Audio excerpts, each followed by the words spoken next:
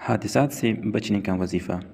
حضرت طلق رضی اللہ تعالیٰ عنہ فرماتے ہیں کہ ایک شخص حضرت ابو درداء رضی اللہ عنہ کی خدمت میں حاضر ہوا اور عرض کیا کہ آپ کا مکان جل گیا۔ فرمایا نہیں جلا۔ پھر دوسرے شخص نے آ کر یہی اطلاع دی تو فرمایا نہیں جلا۔ پھر تیسرے شخص نے آ کر یہی خبر دی، آپ نے فرمایا نہیں جلا۔ پھر ایک اور شخص نے آ کر کہا کہ اے ابو درداء، آگ کی شراریں بہت بلند ہوئی، مگر جب آپ کے مکان تک آگ پہنچی تو بجھ گئی۔ فرمایا مجھے معلوم تھا کہ اللہ تعالیٰ ایسا نہیں کرے گا کہ میرا مکان جل جائے، کیونکہ میں نے رسول اللہ صلی اللہ علیہ وسلم سے سنا ہے کہ جو شخص صبح کے وقت یہ کلمات پڑھ لے شام تک اس کو کوئی مصیبت نہیں پہنچے گی۔ میں نے صبح یہ کلمات پڑھے تھے، اس لیے مجھے یہ یقین تھا کہ میرا مکان نہیں جل سکتا۔ میرے بھائیو، یہ ایک حدیث شریف ہے۔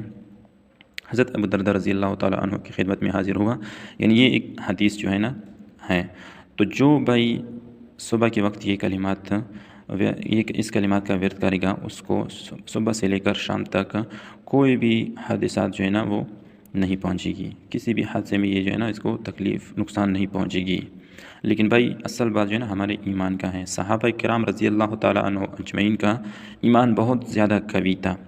اب اگر خدا نخواستہ ہمارے گھر میں آگ لگ گیا ہمارے گھر کے نزدیک، تو ہمارا ایمان اس وقت جو ہے نا وہ ہم سے بھول جائے گا اور ہم اس کو اپنی جانی کوشش سے جو ہے نا اس کو بچانے کی کوشش کریں گے۔ پھر ہم اپنے ایمان کا جو ہے نا ہم اپنا ایمان جو ہے نا وہ یاد نہیں ہوتا۔ تو وہ کلمات یہ ہیں: اللہم انت ربی لا الہ الا انت علیک توکلت وانت رب العرش الکریم ما شاء اللہ کان وما لم یشاء لم یکن ولا حول ولا قوة الا باللہ العلی العظیم اعلم ان اللہ علی کل شیء قدیر وان اللہ قد احاط بكل شیء علما اللہم انی اعوذ بک من شر نفسی ومن شر كل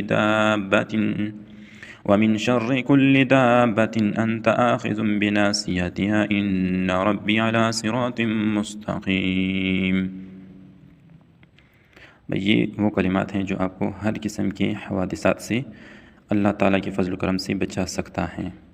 وآخر دعوانا ان الحمد للہ رب العالمین۔